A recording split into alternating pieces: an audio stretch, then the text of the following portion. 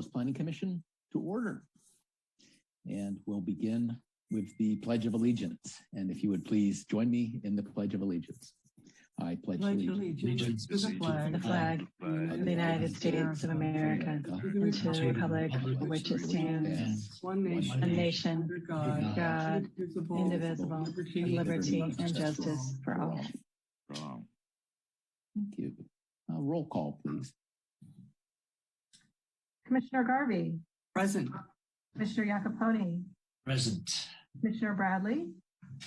Present. Vice Chair Clements. Present. And Chair Root. Present.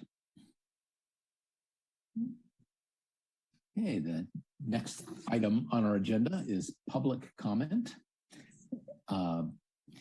And public comment is limited to items not on the agenda.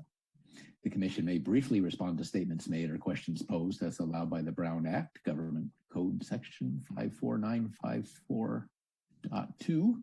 However, the Commission's general policy is to refer items to the staff for attention or to have a matter placed on a future Commission agenda for a more comprehensive action or report.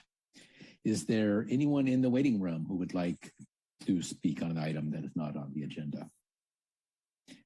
If there is, you can use the raise hand icon located at the bottom of your screen, or you can press *9 on your phone. Sarah, is there anyone in the waiting room for this? Not at this time. Oh, yes, we do have one. Okay. If you could state your name and 2 minutes, please. Hello, my apologies. My name is Dan Duvall. I'm here for the historic designation for the Millsack contract. My house 447. I wasn't exactly sure if this is the correct way. Right. Actually, I need to be here to address the commission or not. That's right. So this is sort of when we talk about things that are not on the agenda, and we'll give you an opportunity when that topic comes up in just a few minutes. Oh, very good. My apologies. Thank you. Sarah, is there anyone else in the waiting room for this public comment? Not at this time. Okay. In that case, we can move on to the approval of minutes from our last meeting. Approval of our minutes from the meeting of October 4th, 2021. Does anyone have changes? Any of the commissioners have changes to the minutes? Well, none from me. Okay, none from me. None from me. I would entertain a motion to approve the minutes. I will move that we approve the minutes from the October 4th, 2021 meeting of the San Carlos Planning Commission. I'll Second the motion. Oh, we got 3 seconds. That was a close tie. So we have a motion and a second. Can we have a roll call, please? Yes, and for the record, I'm going to go with Jim Iacoponi. That's what my ears, Commissioner Iacoponi, that's what my ears heard first. For the second, I know. I yield.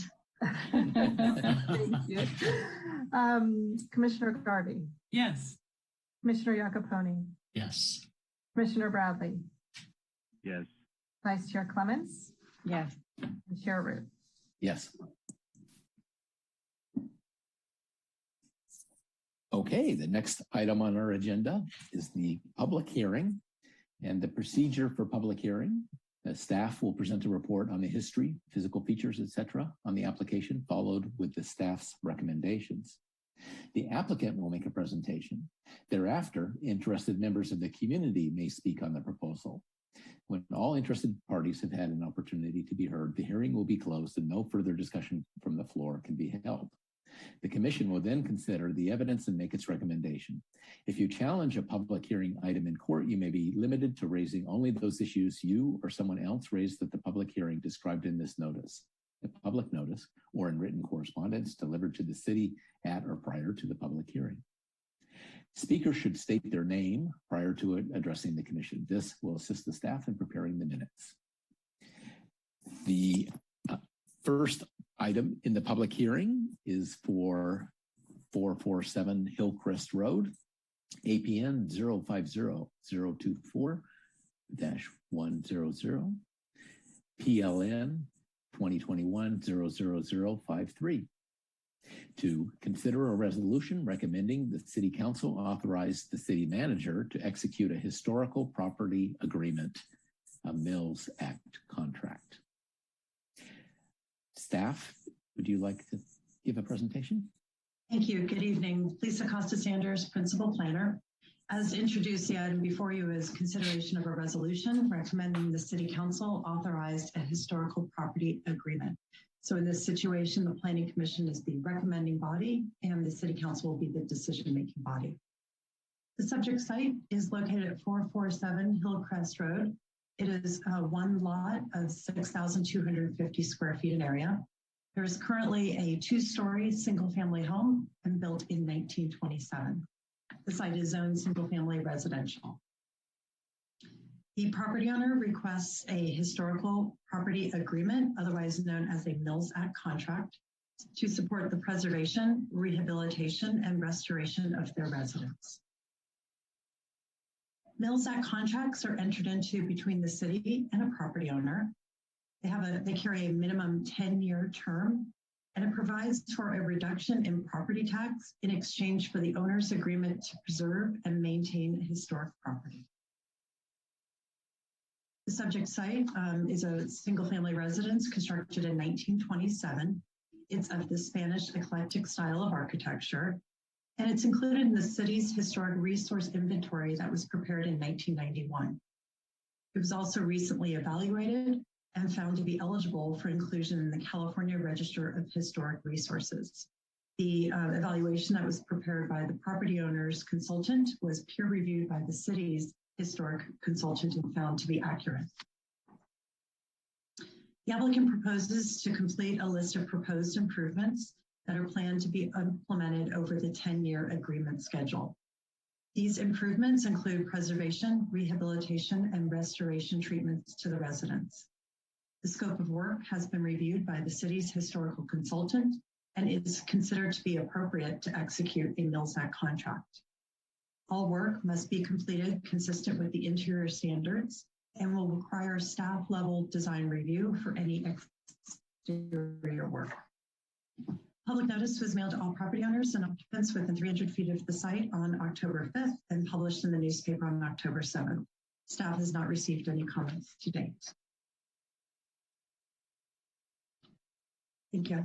The project has been found to be exempt from the California Environmental Quality Act. Section 15331 applies to projects limited to maintenance, repair, rehabilitation, and conservation of historic resources in a manner consistent with the interior standards. And this is the motion, should you choose to make it. I've got a little out of order, so sorry about that. Here's the motion, should you choose to make it. And the property owner is also here this evening if you have any questions of them. Thank you. Thank you, Lisa. Do planning commissioners have any clarifying questions of staff before we move to the applicant presentation?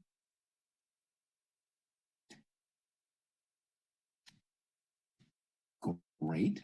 Sorry, yes, Chair. I'm sorry. Sorry, I don't know if you can see the hand. I missed that. So I see we have a question from you and then from Commissioner Garvey.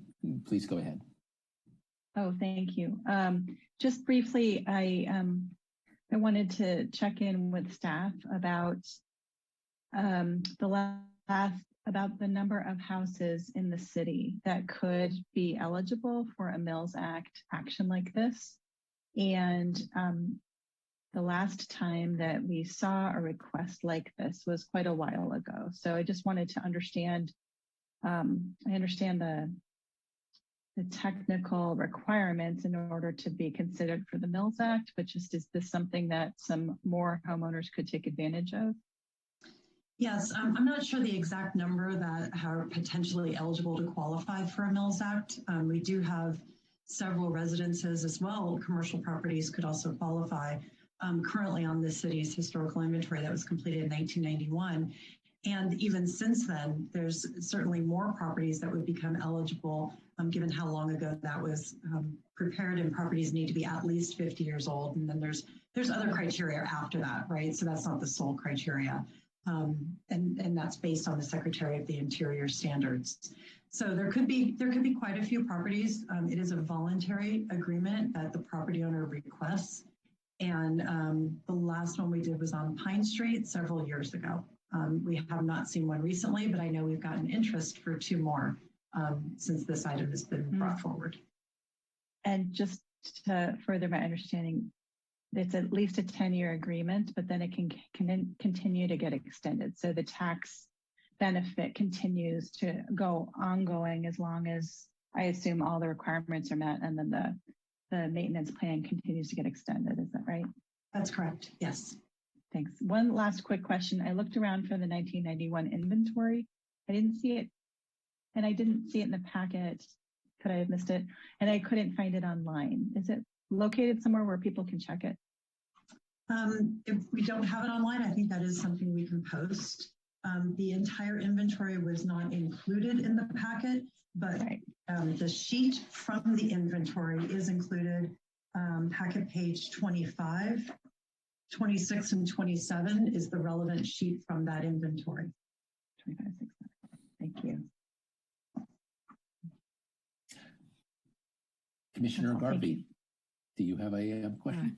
Just 2 questions. Thank you, Chair Roof. Thank you, Lisa, for that presentation. I was so interested in this property. I drove by it over the weekend. What a beautiful property. And without a doubt, this is the oldest home in San Carlos that I've ever seen. I had a neighbor many years ago in San Carlos who had a home that was built in 1932. And I thought that was the oldest home in San Carlos, but 1927 is older, and it's a beautiful home.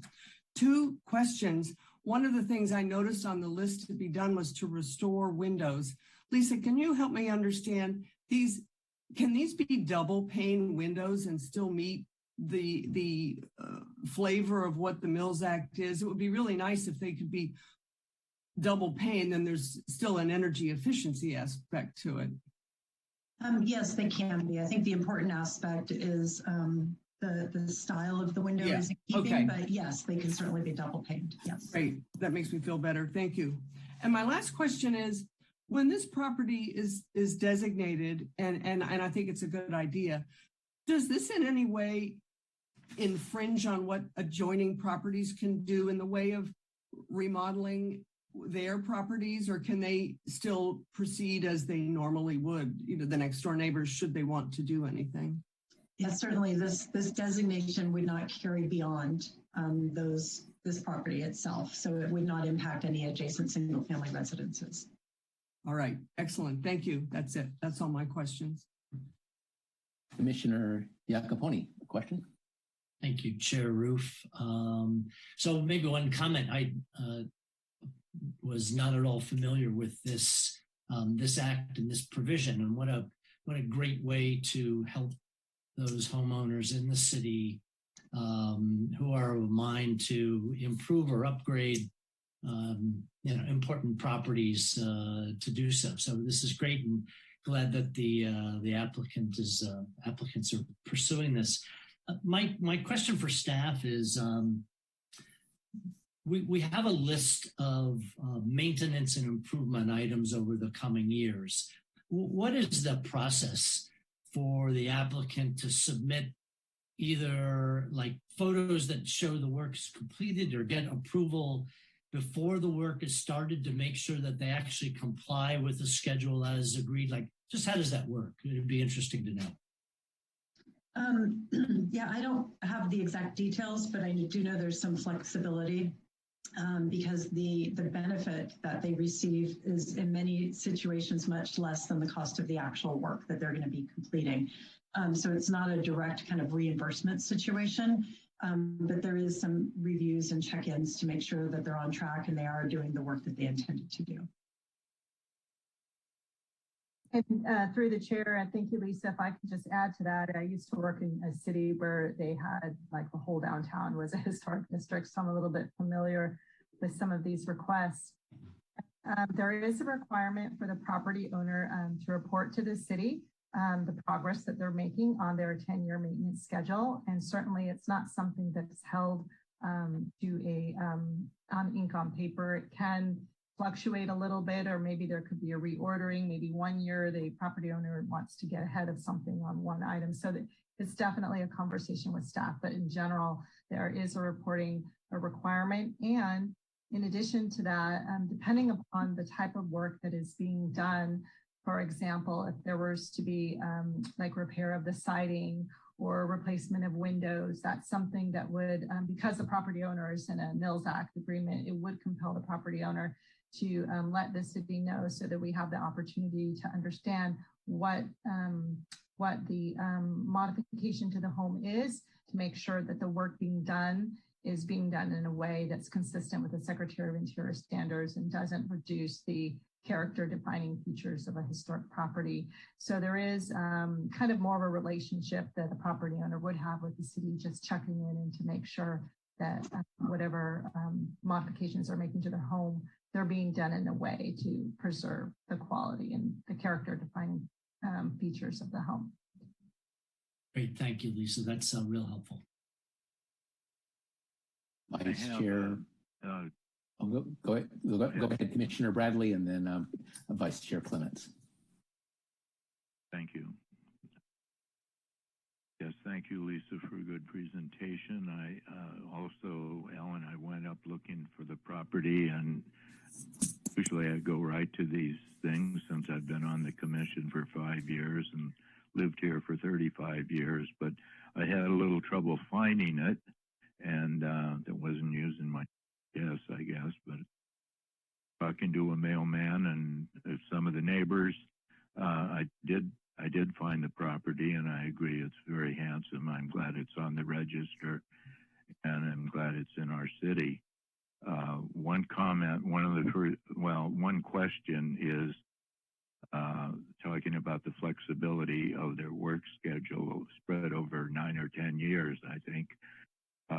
Can they complete something early by a year or two if they want to, or if they need to? That flexible? Yes, there is that flexibility. Yes. Great. Okay. That answers my question. And this is a comment. I know we seldom, if ever, get in the business of dictating colors or even textures, but I'm really struck by sharing the two pictures, one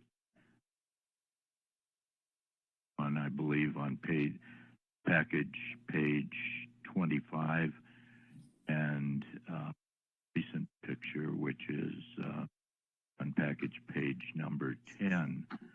Although the homes and the photographs look very similar, one's in color, which makes it nice. But what I'm struck by is the fact that the older picture shows the garage door as being either stained dark or painted a dark color, and yet this more current picture is in white, although it looks like a new garage door, but it may be years old, who knows.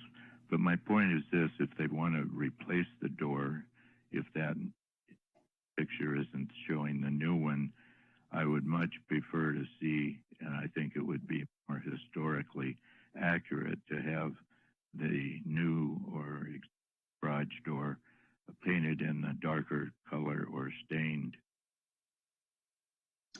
You are correct. The garage door that is shown is a newer door, and they do intend to replace the garage door. And so that would require design review at a staff level to ensure that it meets the intent of the Secretary of Interior standards. And so that the style, the type, the coloring of that door would need to be consistent with the architectural style of the residence. Right, so that'll be taken care of. Yes. Parker, yeah. That's great, thank you. A clarifying question from Vice Chair Clements. Yes, thank you, Chair. I was just looking through the agreement and wondering, it addresses the notice of non-renewal, but it strikes me as, the renewal time and the extension year by year. seems like the time where the city would weigh in to see if they had gotten any evidence that the improvements had been done and if the homeowner was on track with the plan. And so, although I didn't really see the standards for renewal, although it does give the city an out, saying at any time they could have a hearing and say that it really wasn't in compliance, and then it would cease. So is there some procedure or tempo with the renewals as to what would be expected to be shown or provided? Yeah, my understanding is it's an automatic rolling renewal that extends out unless either party chooses to terminate the agreement. And so there are the provisions of, kind of why and how the city could terminate the agreement. Okay, thank you. Okay. Perhaps we can go to the applicant who would like to speak. Am I correct? With the applicant, is the applicant up before we open the public comment? Yes. Okay, sorry. My apologies. It's also like a short statement. I didn't prepare a presentation. I was kind of instructed just to be here to answer questions. But my wife and I, Kelsey, here have been loving all the comments everyone has said. We share everyone's viewpoints in the house. I guess I could help clarify some of the questions to be considered for this Mills Act. My understanding is the property must have someone of import must have lived there, someone of historic importance. An historic event should have happened there, or it must have some architectural features that contribute to its historic value. And we think this is where the house aligns with the city of San Carlos and its founding, the Spanish eclectic style, which is ubiquitous to San Carlos in the founding of that time period in the 20s and 30s. Now it matches the Drake's building downtown, the new restaurant that opened up. We've been told it's included many of the walking tours. So there is a lot of history, we think, in this architecture. And by the sound of the commission, it sounds like that feeling is shared. So we really appreciate that. And our goal here is to protect the character more than anything, to make sure that we can perform renovations to keep the house up to date. We had to replace a sewer lateral, for example, that's filling. It's a 100-year-old iron pipe, and that's going to be costly. So this money is going to go to maintaining the property and restoring it to its historical significance, i.e. the windows, the garage door, bringing it back to the character it had at the time it was built. And that is our intention. And we really appreciate everyone's time and understanding with this motion. So thank you, Commission. And I'm open to questions if you have any. Okay, thank you. Thank you. I'm not seeing any hands raised, so I think maybe we can move to the public comment period for this topic. And if you'd like to make a public comment on agenda item 6A, 447 Hillcrest Road, now is the time to speak.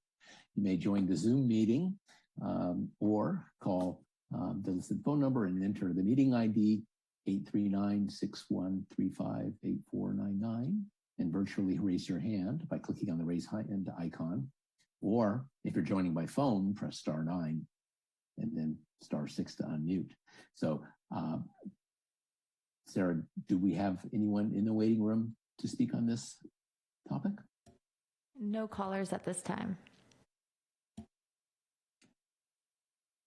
Okay, well, in that case, I would entertain a motion to close the public comment period. Chair, I would make a motion. Close the Please. public comment period. I'd second that. I have a motion and a second. Roll call, please.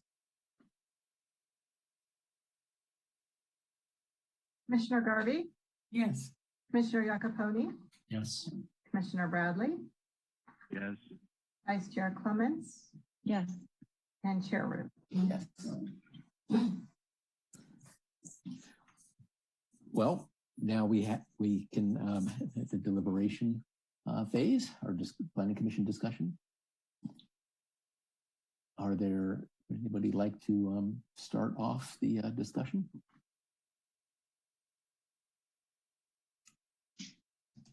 I'm happy to, Chair.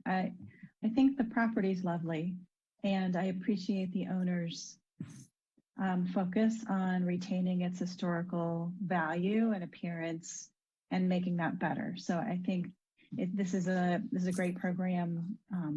And frankly, I wish I'd thought about it as we were trying to do some work on our 1930 house.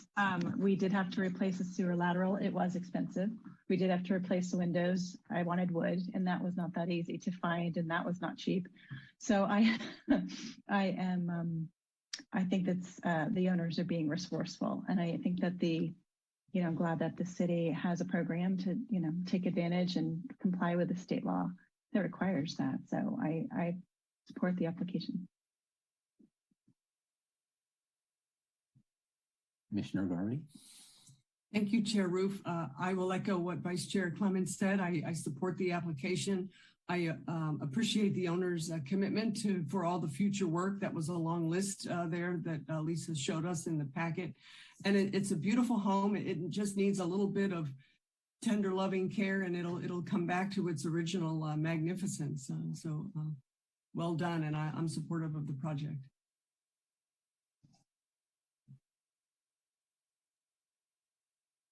Well, I'll provide my perspective, which I think that the entering into this agreement comes at a modest cost to the city, but nevertheless a cost. And in this case, it seems to me to be worth it because of being the oldest residence in the city and a particularly fine example. So I would fall on the side of approving it. I do wonder, there's got to be a continuum of buildings in their historical significance, ranging from this one, which may be one of the most, and all the way up to barely, to buildings that maybe one wouldn't consider all that valuable. And so from kind of a cost effectiveness perspective, how's that line drawn? Now, I know what's before us today is not a question, is not to make a general rule, but I'm just curious, what qualified this one?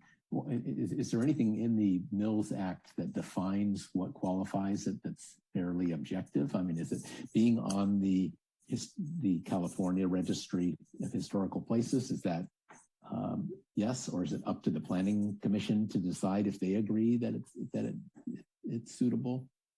Can the staff? Sure. So as you indicated, kind of that minimum threshold to even be considered is you would need to be listed in the National Registry or listed in any state, city, county, official registry of historical or architecturally significant sites, places, or landmarks. So that's that first threshold. And from there, the City Council and the Planning Commission would have some discretion to see, is the list of improvements appropriate? Are they really, meeting the standards and the intent of the Mills Act contract, and kind of evaluate, even on a fiscal standpoint, if it's a significant impact to the city's budget, or if it's at, a time where the city is particularly at low resources. So those factors could be taken into consideration for each project. Thank you for clarifying that.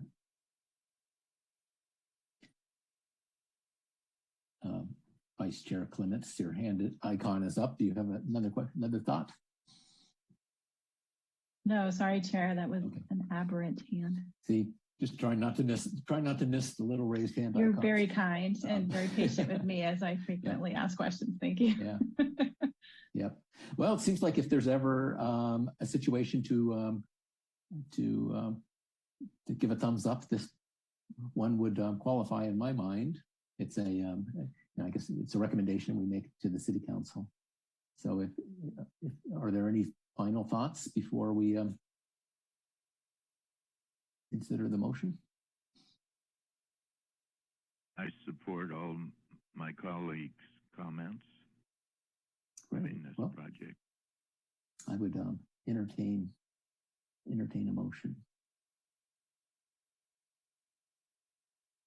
I'd be happy to move I move that the Planning Commission adopt a resolution recommending that the City Council authorize the City Manager to enter into an historic preservation agreement, a Mills Act contract, with the property owners at 447 Hillcrest Road.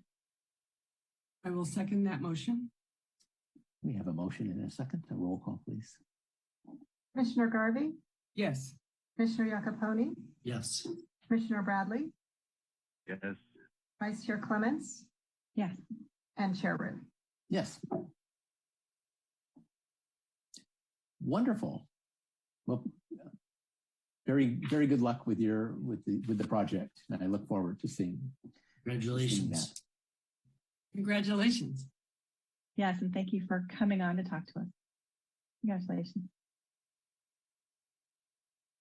The next item in our public hearing is for 495 Brigado, APN 046-052-330, PLN 2021-00139.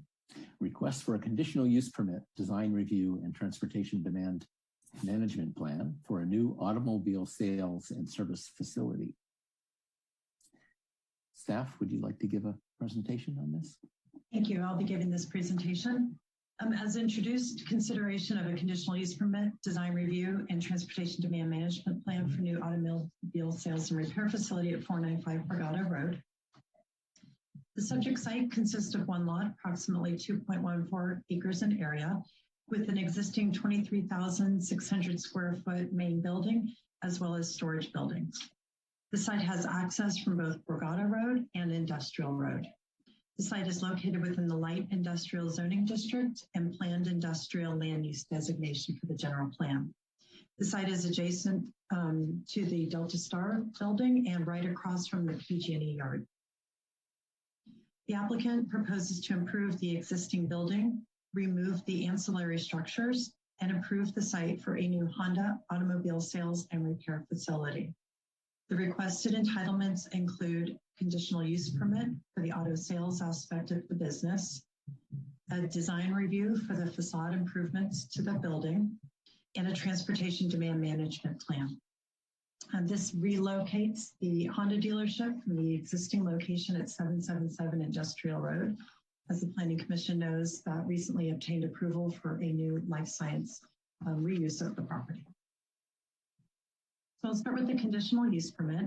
Automobile vehicle service and repair is considered a permitted use, and the proposed parts and service hours are daily from 7 a.m. to 7 p.m. with after-hour drop-off opportunity. The automobile vehicle sales and leasing aspect of the business is considered a conditional use permit requiring Planning Commission consideration. The applicant proposes to operate the sales and showroom hours daily from 9 a.m. until 9 p.m., except on Sundays when they would close at 7 p.m. The proposed project for the sales and repair facility meets the city code requirements. The sales will be conducted entirely within the building, the showroom. The noise generating activities will be conducted within an enclosed masonry building. The project was found to be consistent with the general plan as it improves an underutilized property and contributes to the city's financial viability. And then the improvements to the site, as outlined in your staff report, comply with the city code requirements. I'll go over the site plan a bit. The property here, as you see, has access from the cul-de-sac at Brigado to the left of the site, and then to the west at on the west side, and then Industrial Road at the east side. Thank you, Lisa. The existing building will be improved with new vehicle repair in that light blue area, and the sales and showroom would be located closer to Industrial Road in that pink area.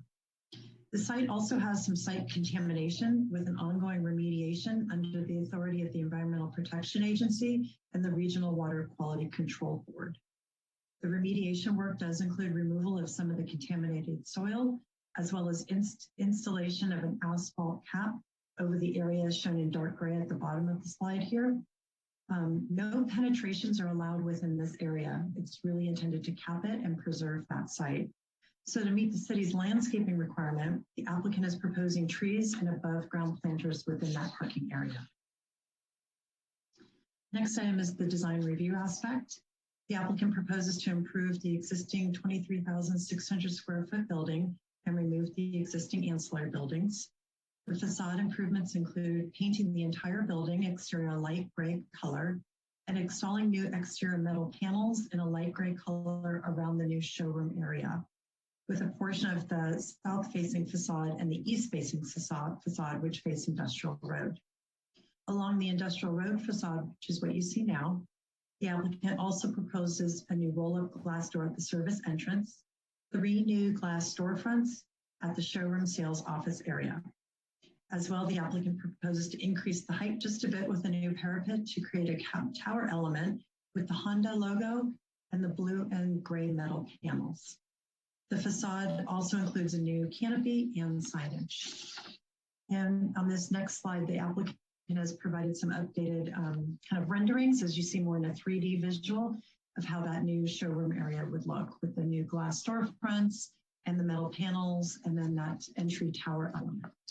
And this is the face that you would see from Industrial Road. San Carlos Municipal Code also requires new businesses to prepare a transportation demand management program to achieve a 20% trip reduction. The applicant has submitted their TDM plan that includes commuter benefits, alternate work schedule, and commuter marketing and outreach to encourage transportation alternatives. We did map this, and the site is actually exactly equal distance from the Belmont train station and the San Carlos train station. So just about 0.8 of a mile if you come up Borgado, and then you could go down Old County Road in either direction. That represents about a 16-minute walk. And that direct path from Borgado to Old County Road was improved with the city's East Side Connect project in San Carlos, and that includes improved sidewalks, trees, and lighting. So it would be a pleasant walk to the San Carlos train station. All right, the project was found to be exempt from the California Environmental Quality Act under Section 15332 for infill developments that are consistent with the general plan and zoning. Public notice was mailed to property owners within 300 feet of the site on October 5th and published in the newspaper on October 7th. We have not received any comments to date. And here is the formal motion, should you choose to make it. I'd be happy to try to answer any of your questions. And we also have the applicant here this evening. That includes the owner of the dealership, as well as their architect. Thank you. Planning Commission questions? Commissioner Garvey. Thank you, Chair Roof. Thank you, Lisa, for that presentation. I just had one question. This relates to the site remediation that is ongoing and the application to the Water Board and the Environmental Protection Agency for approval of the remediation plan. I think it said in the packet that they were awaiting approval from the EPA and they thought that was coming. Maybe it was a week or two ago. I'm just curious, can you give us a status update? Is that still in process, or do we have an approval from them on that? Yeah, I could have the applicant provide you more information as to the status. Thank you. Great, thank you. That's my only question.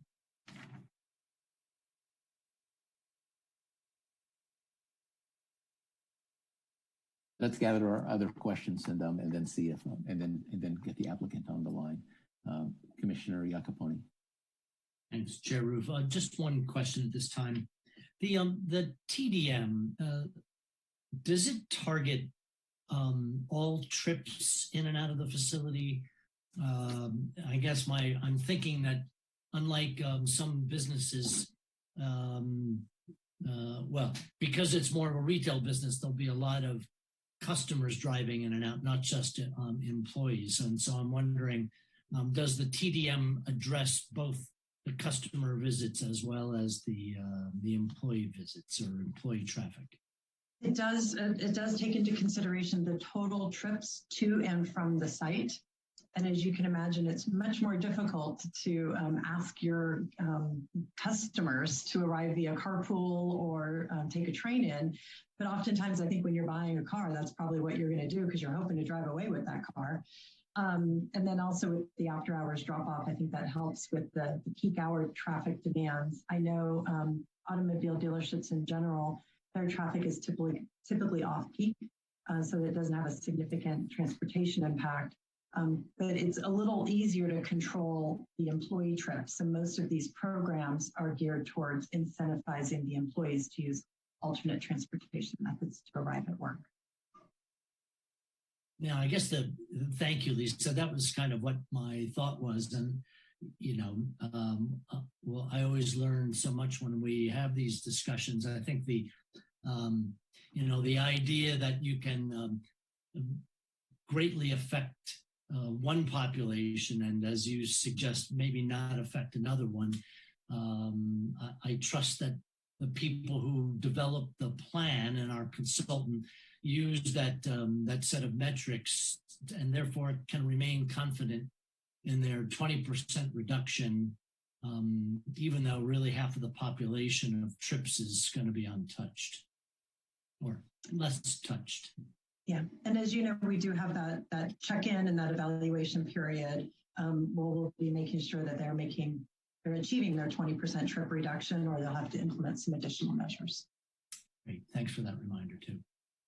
My question is very related, which is the 20% reduction. What's the baseline that 20% is calculated from, considering that it's a new business and the property is currently underutilized?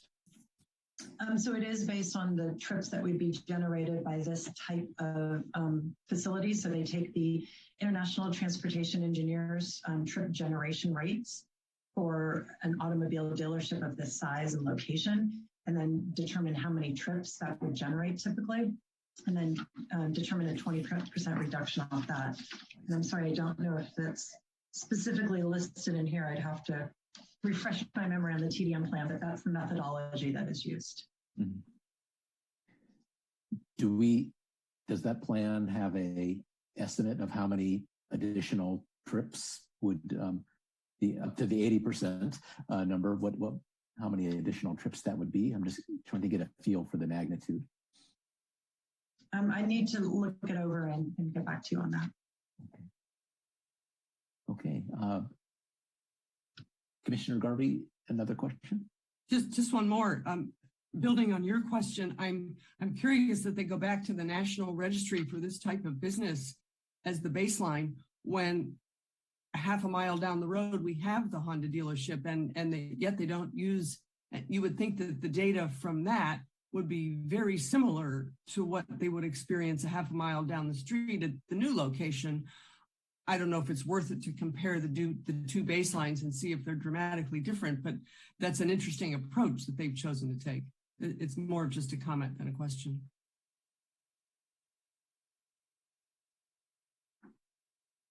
Would the applicant like to provide any information or respond to any of the thoughts that have been raised?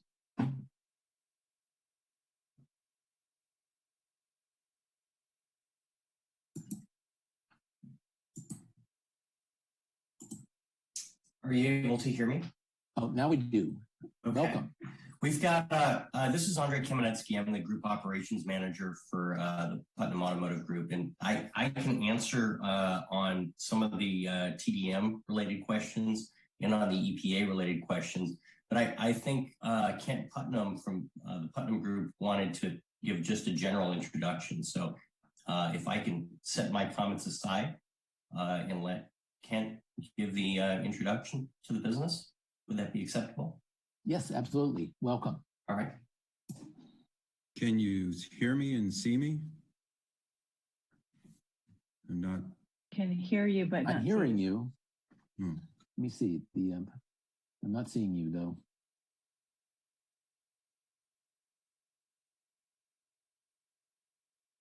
Oh, here we go. How's that? Now we see you. Okay. All right. Thank you. First, I want to say thank you so much for considering this project. And I want to thank the staff of San Carlos. They've been very accommodating for this project. And as you know, Primo Honda is gone actually, and now it's San Carlos Honda. And we have to be off that property very, very shortly. So I really appreciate all the work that the city staff has done to get this project to where it is. And I'll let my partner, Andre, we do have the EPA license, and to the number of trips, you know, that's unlike a grocery store or something, it's people don't shop for cars very often. So we don't really get a lot of people coming at any one time. So do you have any questions for me?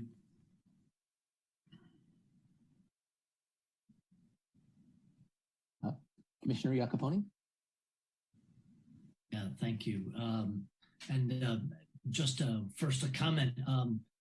Very pleased that the city will be able to retain the presence of a Honda dealership with your proposal. Assuming that all the commissioners vote yes. But so wish you well going forward. The one question that I did have. Actually, the bigger picture question, do you plan to carry inventory on site? And it looks like there's a lot of parking. And is that for inventory, or do you expect a lot of workers and customers? How does that actually work? Yeah, both. We'll carry inventory there on site and probably off site, and employee parking, again, customer parking. Okay, good. And maybe just an operational question. With two entrances, is there going to be, let's say, an after hours cut through corridor between Bragato and Industrial, or do you plan to like close off your gate? How do you envision that working? Gosh, I'm not sure. I haven't thought of that yet. Like after hours service drop off. Normally, well, yeah, I just, you know, on the good side, it would be convenient for people. On the bad side, it might be, you know, become a shortcut and a nuisance for others in the area. So just was wondering if there was any plans to not think about your property as an alley, so to speak. Yeah, I don't want anyone driving there at nighttime. I mean, the property's got to be secure when we're closed. Thank you.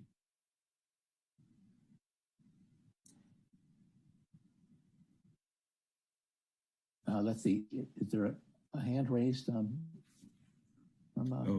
Andre? From Andre? Yeah.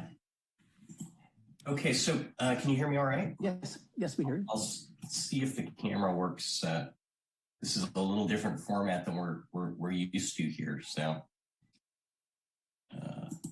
it's always nice to see, but not essential. All right. Well, we'll start with the EPA. This has been a very complicated project because it's been a site that had some plans proposed previous to our purchase for environmental remediation with the EPA and the Water Board, but the owners weren't quite ready to pull the trigger and spend any more money on remediation. So we had to work very closely together with the Water Board, the city, and the EPA to make sure that we could find a plan that would work. And it turns out that, you know, by renovating the property in its place and not doing a lot of excavating, and by capping the area that's on the borderline of Delta Star, where some of the excavation and capping is taking place, we actually found a really good kind of solution for preserving the Honda dealership in San Carlos and, you know, benefiting the industrial frontage that was a little blighted by the current situation, both environmentally and from an aesthetic standpoint. So we were able to, we had a preliminary draft before we became the owners, and then we were able to move that to a final draft as soon as we became the owners of the property in late August. And in about the third week of September, we got the EPA final approval letter, and the city has a copy of that. And so that is fully underway. On the TDM proposal, it was very interesting for us as well. We've worked through some of the commuter benefits packages for our Burlingame dealerships for commuter vouchers and working with bicycle commuting and Caltrain. But in this particular instance, there is a Honda dealership, which was the pre-existing Honda dealership at Primo. I'm not sure why that's not used as a baseline, but I think since we've been operating on their property for about a month and a half, and probably for another month and a half, we're kind of getting to see their traffic patterns. And I think between the trip reductions in the TDM plan that's submitted and incorporating some bicycle parking, having the back access on the Brigado side for employees to kind of get to Caltrain a little easier will encourage the commuting. I know part of the TDM plan had a study of employees and addresses. We were able to release addresses without names to the TDM planners to show the patterns of where people, employees live and how likely they are to be able to use bicycle transportation, public transportation, or carpooling. And there were some numbers there that showed that we could achieve those reductions. So I think the new Honda facility will be as well suited as the previous one and has some additional advantages that we can incorporate along the way.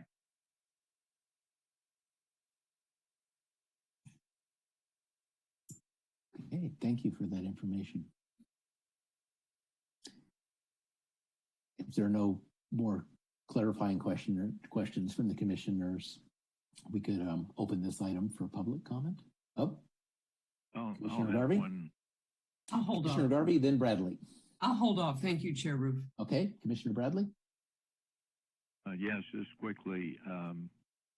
We have a history of people in that area along 101 of wanting to put advertising signs that are illuminated at night and rather distracting and, in my opinion, a safety hazard for the drivers. Since you're setting back a ways from 101, I don't think it would be necessary for people driving by looking for your dealership to rely on a sign like that. And do you have any plans to do that? And no, we're not going to put some huge sign up. It wouldn't be appropriate, and I'm sure it's not allowed. I think the sign that's at the current dealership is the same one we'll be moving to this location. I'm glad to hear that. Thank you.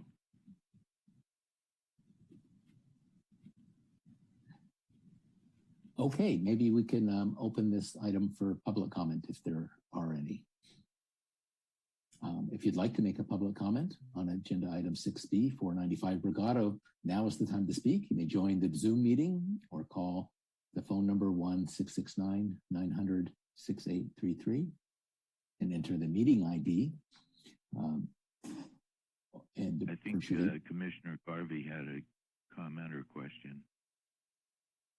I'm going to hold off. Thanks, Chair Bradley. I'll wait. Oh, okay. Or Commissioner Bradley. And if you're joining, if you'd like to join by phone, dial the number, press 9, and then *6 to unmute when called upon. So, Sarah, is there anyone in the waiting room for this item? No callers at this time.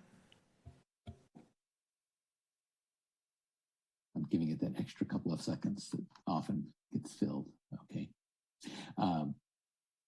In that case, I would entertain a motion to close the public comment period. I'll make a motion that we close the public comment period for this item. A second. We have a motion and a second. To roll call, please. Commissioner Garvey, Yes. Commissioner Iacoponi, Yes. Commissioner Bradley, Yes. Vice Chair Clements, Yes. and Chair Roof. Yes. Okay, the discussion period.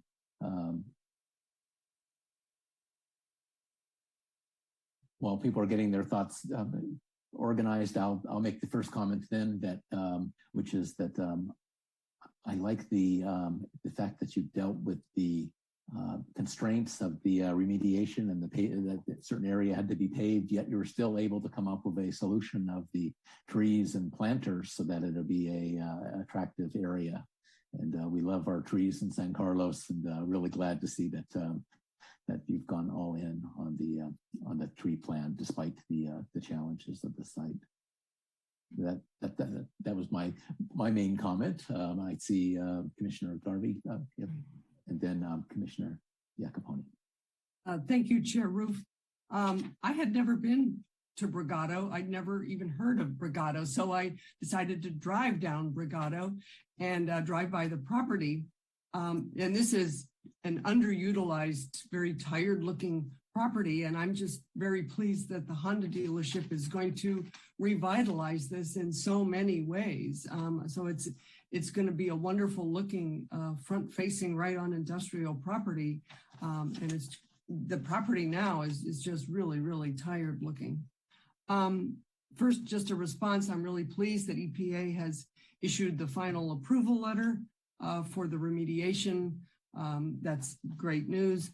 And one of the things, on the TDM, one of the advantages I think this Honda dealership has over the one that's a half mile down the street is it's closer not only to one, but to two Caltrain stations.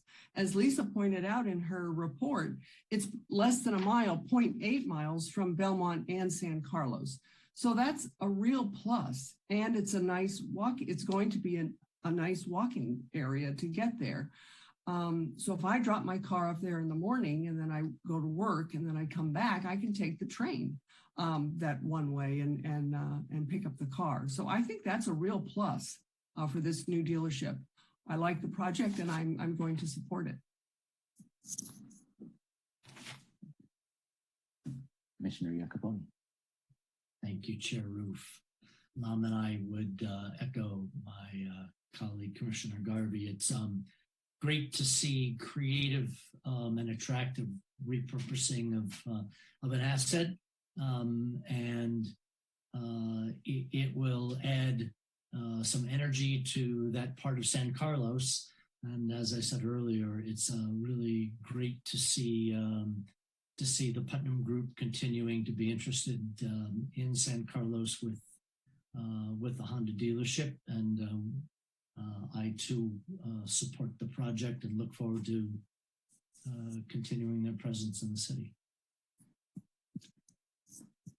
Vice Chair Clements. Thank you, Chair. I had a quick question about the plan for fencing, and what is the new fencing going to be made of? I see the first diagram was chain link. When this says, so what is the boundary going to be made of? So can everyone hear me all right? Yeah. Okay.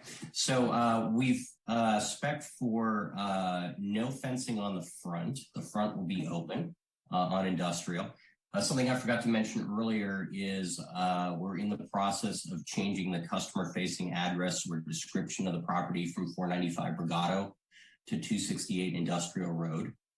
Lisa's given us some pointers on how to get that achieved. So we're in process of re-registering the property. So the customer will see 268 Industrial as an address for the property.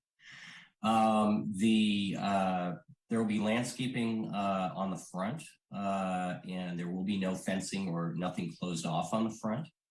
We discussed with the former Primo Honda owners as far as crime and safety over the last 4 or 5 years that they've operated there, and they didn't think that was a detriment. So we thought the landscaping and the frontage would look much better and fit much better into San Carlos's kind of new image plans to be open and landscaped in the front. On the north side, we have almost a zero lot line neighbor easement. There'll be a black wrought iron decorative fence on the north side.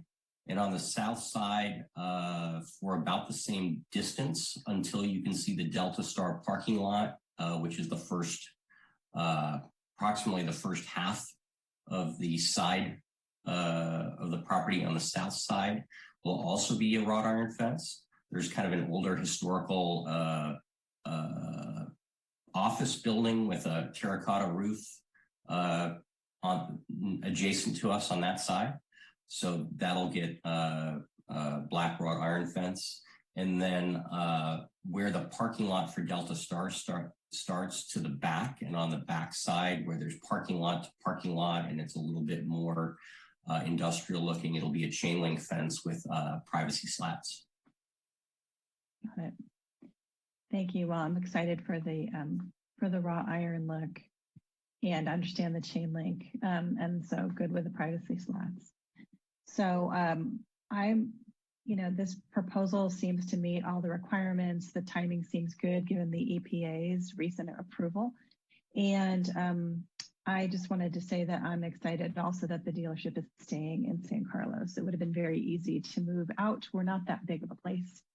And yet here you are sprucing up industrial. And I like that you're also changing the address to now our industrial is has cachet, right?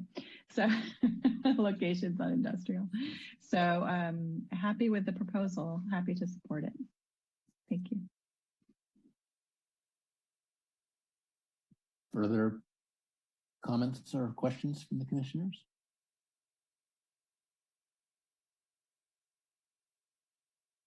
Are we ready to look at the resolution, at the motion?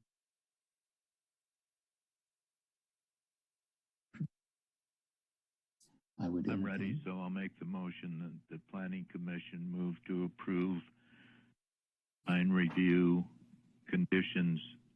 conditional use permit, transportation and management plan for the development of an automobile dealership and services use in the existing building at 395 Legato Road, APN 046052-360, for the reasons incorporated in the staff report above, and including the conditions and code compliance. Okay, we have a motion. Can I have a second? Is there a second? I will second. We have a motion and a second. Lisa, a roll call, please. Commissioner Garvey? Yes. Commissioner Iacopone? Yes. Commissioner Bradley? Yes. Vice Chair Clements? Yes. Chair Root? Yes. Congratulations. Looking forward to seeing a viable business. Thank you. I appreciate it. We look forward to being in business in San Carlos. Yeah, thank you for being here. A great project. Yeah, thank you for your support. Thank you. Okay. Wife just told me today that I need a new car. Talking to the right guy. Okay. Yeah. Good night. As long as you walk over there. Yeah, you have to use a train. Good night, everybody. Good night. Thank you. Okay, the next item in the public hearing is consideration of a resolution recommending the City Council approve an amendment to the San Carlos Municipal Code, section 18.29.040E1, to expand public notice requirements for residential design review committee applications. Staff, would you like to give a presentation? Great, thank you. Go to the next slide, Lisa. Great. So just a little bit of background. Projects that go before the Residential Design Review Committee currently require a public notice to be mailed to all property owners within 150 feet of the subject site, 150-foot radius, at least 10 days prior to the hearing. The City Council requested that the notification area be expanded to 300-foot radius from the subject site, and that's consistent with our other public notification requirements. And they've appreciated the consistency and also to ensure that additional neighbors had their opportunity to learn about the project and have some input. So projects that go before the Residential Design Review Committee include new single-family residences that exceed with the additional square footage, 3,000 square feet in area. And then we also have a floor area ratio based on lot slope for sloping properties. And so residences or additions that exceed that would be required to go to the RDRC for design review. The applicants are also required to provide notification of their proposed project to their neighbors and send the plans with them in a neighborhood acknowledgement form. They're also required to post the notice at the site. And then the city mails the required notice and provides the notification list. So what's before you is consideration to amend San Carlos Municipal Code Section 18.29040E1, which defines what that notification radius is for RDRC review items. Currently it's 300 foot and the request is to amend that to 300 feet. As I indicated in our submittal requirements, the applicants are required to do a neighborhood notification.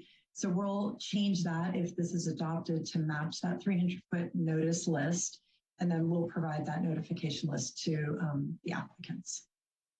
So those will both be consistent.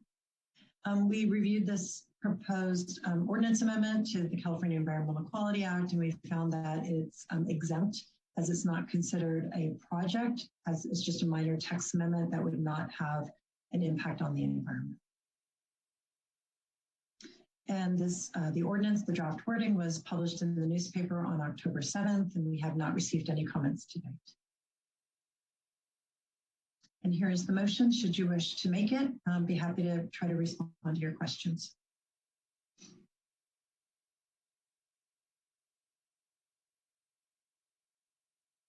Questions before we see if there's any public comments?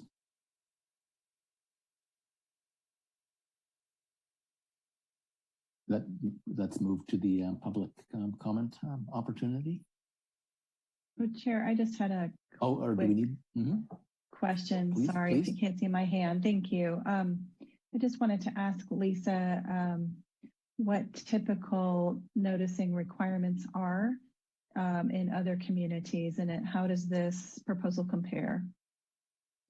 Sure. So the minimum notice requirement under state law is that 300-foot radius notification. And so that's what San Carlos has done. And most jurisdictions in San Mateo County also require that 300-foot notification. For some jurisdictions that have larger properties, like the town of Atherton, the town of Portola Valley, they've expanded that notification. So for example, in Atherton, they do a 500-foot radius. And in Portola Valley, for some of their more controversial projects, they're doing about 1,000-foot radius notification. And that's really, if you just did a 300-foot, you're catching one neighbor on either side for some of the properties. Right. But most jurisdictions in San Mateo County follow the 300-foot notification. Got it. Thank you.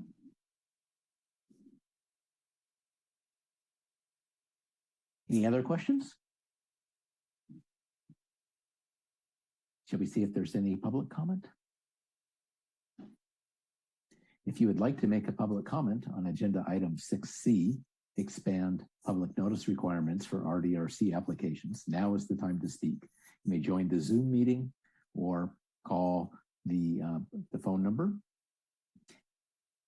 and click the raise hand icon or press *9. Sarah, is there anyone in the waiting room to speak on this? No callers at this time.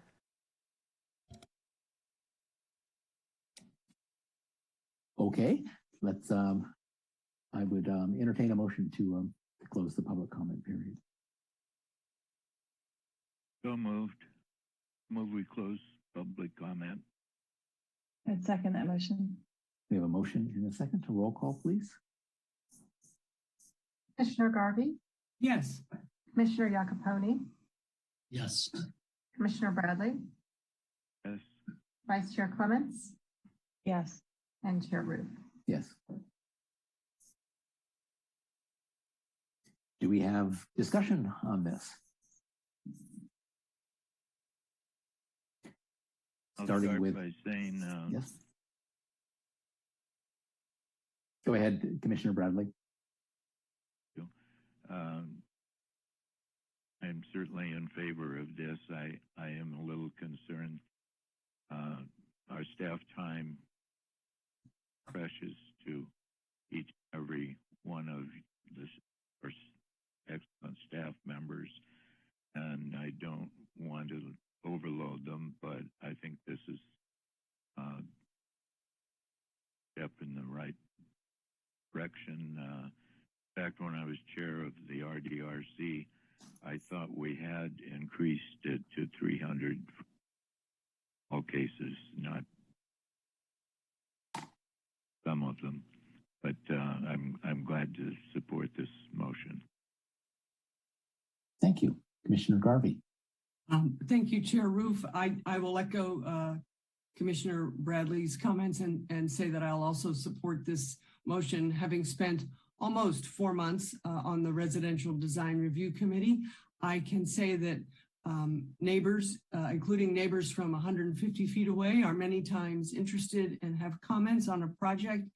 More comments most of the time makes for a better project, and I think extending it to 300 feet makes sense. So I will support this. Vice Chair Clements. Thank you, Chair. So just to clarify then, this change is required under state law for us to be consistent, that 300 is the minimum. Is that what, Lisa, you had said?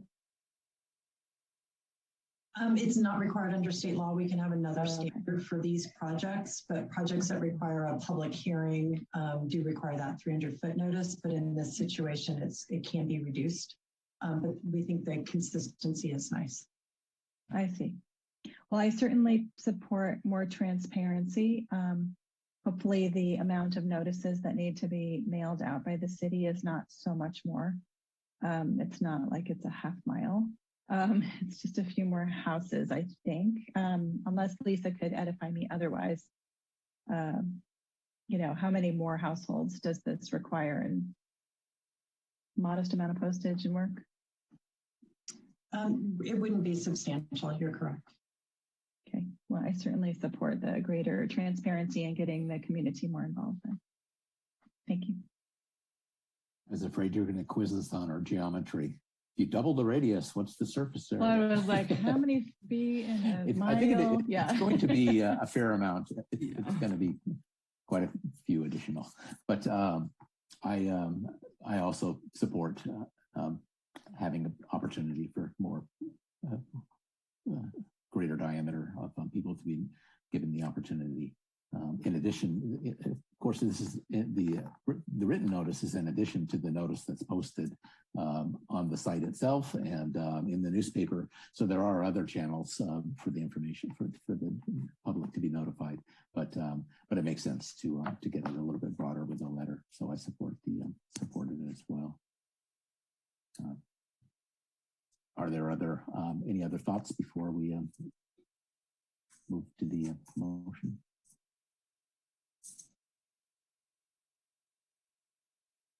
Well, just to join in with what the chair just said, I live close to El Camino relatively. I actually got noticed through the mail for a project that's developing in Redwood City.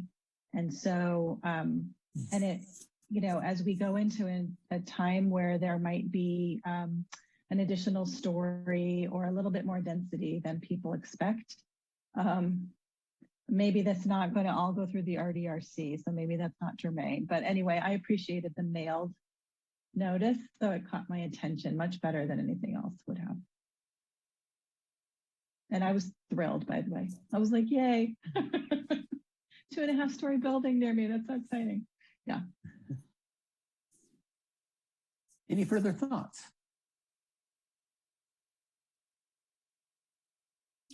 I would entertain a motion. I'll make a motion. I move that the Planning Commission adopt a resolution recommending introduction of an ordinance to amend San Carlos Municipal Code Section 18.29.040E1 to expand public notice requirements for the Residential Design Review Committee based on the findings listed in the resolution. We have a second. I'd second that. Great. We have a motion and a second. A roll call, please. Commissioner Garvey, Yes. Commissioner Iacoponi,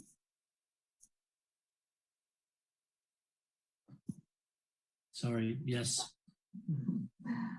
Commissioner Bradley, Yes.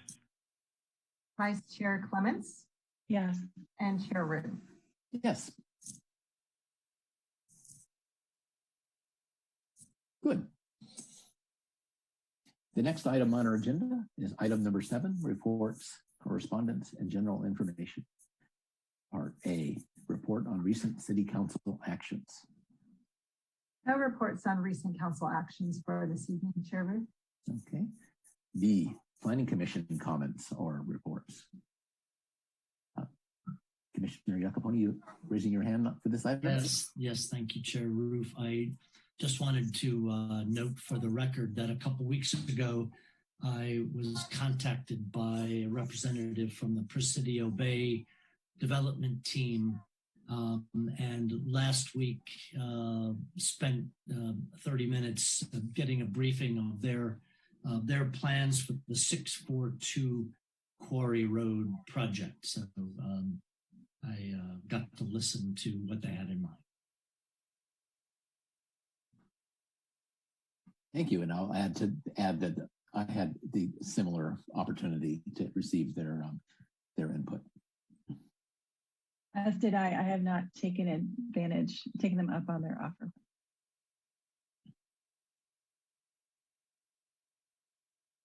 Are there any other planning commission comments or reports? Let's move to part C, correspondence. No correspondence this evening, commissioners. And then on to D, planning staff comments, reports, and updates of current projects. Yes, Chair Roof, I do have a couple of announcements I'd like to make, or just updates on projects that we have underway. The first one is the Eastside Innovation District Vision Plan. Of course, this commission recognizes that it had passed a resolution recommending that City Council adopt the vision plan, and the City Council is scheduled to take up the matter on this coming Monday, October 25th. So I would like to inform the commission, for anyone who might be listening or watching the replay, that is scheduled to go before the City Council to consider whether to adopt a resolution approving the Eastside Innovation District Vision Plan. And then following the approval of the plan is approved, there are a number of items within the vision plan that staff will be working on in the near future. And as soon as we have a list of those, I'll be sure to inform the commission, but that is something that we are anticipating. And then the second thing that I wanted to inform the Planning Commission about, not only do we have our Focus General Plan update still underway, we're about halfway through, and we are scheduled to complete that 1 year from now by fall 2022 to get our housing element certified, our safety element adopted, as well as any modifications that are necessary to be made to the land use element, and having the accompanying zoning in place, all presented to this commission in the fall, and then onward to City Council. So that'll still take place during the next calendar year. But one of the other projects that we will soon be kicking off in 2022, in the first quarter of 2022, is in regards to the downtown. And this is a City Council strategic objective to prepare a plan for the downtown and the greater Laurel Street corridor. So we will be going to City Council on November 22nd with a draft RFP to make sure that the City Council gets a chance to see this, because this is a project that I know is really near and dear to each and every one of the council members, and probably I could say all of the planning commissioners as well. It's not often that we take an RFP to council before we go out for it, but for this particular project, given that it is the downtown and greater Laurel Street corridor, we do want to do that. So I wanted to make sure to inform the Planning Commission in case anybody wanted to tune in and watch that and learn more about it. And we will be providing an update to the Planning Commission about all the details before we kickstart that project. But this is something that the City Council has been wanting staff to work on for some time. I think it's been of interest for a couple of years at least. And now it is time, and we've been given the direction to move forward with that. So most likely it will be a specific plan, but more details to come. But we will be having an opportunity to kind of share what the approach for the RFP will be before it actually gets released. And then next year in 2022, we will also, staff is also going to be working on what's called objective standards. And so this is in response to some housing laws that were passed that basically requires all cities to adopt objective standards. So basically what this means is that standards for new homes, duplexes, fourplexes, multifamily buildings, the move is more towards standards that can really be clearly identified and that are more objective, very easy to interpret and understand what the rules are for development, versus kind of like traditional design guidelines that may have language in there that talks about new projects being compatible or harmonious. And then the debate, gets to be, well, how do you define that? So the rules are starting to move away from those design guidelines that are more subjective to standards that are more objective. So we are going to be working on that next year so that we can give greater clarity to the development community, to the public, and make the process be a little more efficient and streamlined to get housing development approved, and really communicate to the market, what we want to see in our community when it comes to design, and be very clear about that. So that's another project we'll be working on. And then with that, I think that's it in terms of long range or advanced planning projects. As far as the Planning Commission schedule looks going forward, you should have all received an email that the November 1st meeting is, looks like my computer wants to restart. I hope it doesn't. I think I stopped it from doing that. Sorry, it just got a little pop-up window. But November 1st is canceled. And then following that, we have 3 more Planning Commission regular meetings on our schedule, ending on, I guess, going forward on November 15th, December 6th, and then December 20th. And then we wouldn't come back until January 7th. The January 3rd regular commission meeting lands on a holiday. It's the first Monday back from the holiday break. And usually tradition is that we cancel that because it's very difficult to have a meeting right after a 2-week break or an approximate 2-week break. So we would be returning on January 17th.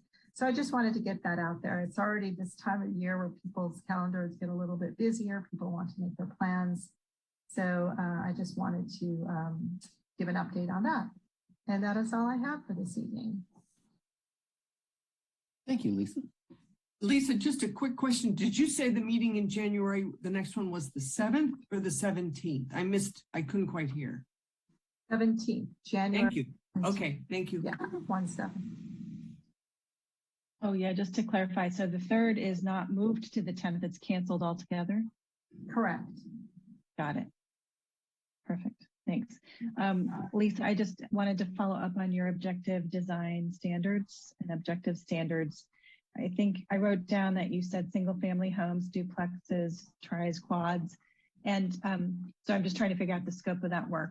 Will it also be for multifamily, larger projects, and or are there any plans like the downtown plan that might have their own specific guidance on design standards? Yes, and are those already in place? And are all the objective standards necessarily design standards? Okay, so to answer your first question, yes, we are going to be looking at multifamily and mixed use projects as well. More immediate need tends to be in the single family, projects that would be subject to RDRC. This is something that's been coming up, and I think Andrea may be on the line, but rather than get too far into this, we can always agendize this and then bring it up. But yes, it is possible. And I would imagine that as we get into, diving into the downtown area, there could be certain standards that are in place specifically for that context. And we may want to look, just specifically in that area. This is something that we're trying to sort of work through to see how it needs to be addressed. But certainly as we're creating objective standards citywide, while at the same time working on a downtown specific plan, is something that needs to be reconciled. But my guess is we'll figure out a way to kind of probably provide some foundational aspects through the basic objective design standards, and then probably tailor them a little bit more specifically to the downtown context, provided what's desired based upon the community engagement that takes place for that project. That makes sense. Thank you. Yeah, I mean, obviously it's state law to have these objective standards now, and I think it is not always easy for planning staff to create them, but everybody needs to do it, and I think it's a good thing that the development community understands with more certainty what is and is not acceptable, and that we try to get projects to move forward by giving them advanced guidance, if you will. So these were, for those of you who haven't been following state legislation, I mean, this was put into law because there are some communities that use kind of the vagueness as a way to stop housing from going forward. So now the state has said that's not okay, and we need to be more objective. So I think that's great. One question, Lisa, also, I don't know if the city is going to talk about any impacts of more use of SB 9 and SB 10, the two bills that just passed that everyone was so excited about. And I saw the city actually had opposed. But I wanted to say and offer, I just saw that there was an information memo created in San Jose about what those bills do, and for San Jose, what the impact of those bills might be. But it's a lot of interesting information, easier than reading legislation. So I wanted to offer to share that, and wanted to see if that was okay. And I would send it to you, Lisa, and allow you to forward it for the best way. Yeah, absolutely. I'd be happy to. Okay. Yeah, thanks. Yeah, I would appreciate that. It's challenging to understand the implications of those bills. Nice there is a lot to know. Yes. And I just wanted to also, this is not the right section. I'm sorry. I guess I should be back in B, but I wanted to say that I went to a regional planning collaborative meeting this week and did not realize that the housing element timeline actually changed from one of the bills that just passed, that it actually makes staff and councils need to approve the draft housing elements about 70 days earlier than they thought, because now there's a new law that says the state there needs to be additional public noticing where nothing happens, while we're waiting for the public to comment, and then it would go to the state, and that's separate from the current process. So I just wanted to say that I commend Lisa for being timely on the housing element. I think there are cities out there that are just scrambling, saying, I don't know, that we can get it done with 70 fewer days already. So I'm glad that we seem to be a little bit ahead of the curve which is a good thing. Thank you, Commissioner Clements, for bringing that up. And I will have to say that it wasn't by design. We didn't know that the state would be adopting such a change, but this change is kind of like the new norm up there in when it comes to housing, right? So I think it was fortunate for us that we wanted to get started early. And I just think that, you know, there's so many things that are happening in our city. And fortunately, you know, I guess it depends. Everybody has an opinion, right? But there's a lot of new projects coming to our city. And with every new project, it's an opportunity to maybe clean up an older site or make things improved. And so because of all of that activity happening, we felt it was a good idea to start our housing element early. And I'm glad we did. So I think we're going to be okay with that, with that particular new law set forth. Yeah, for bringing that up. So I commend you. Good job. Thank you. Any last minute comments? A, B, C, or D allowed?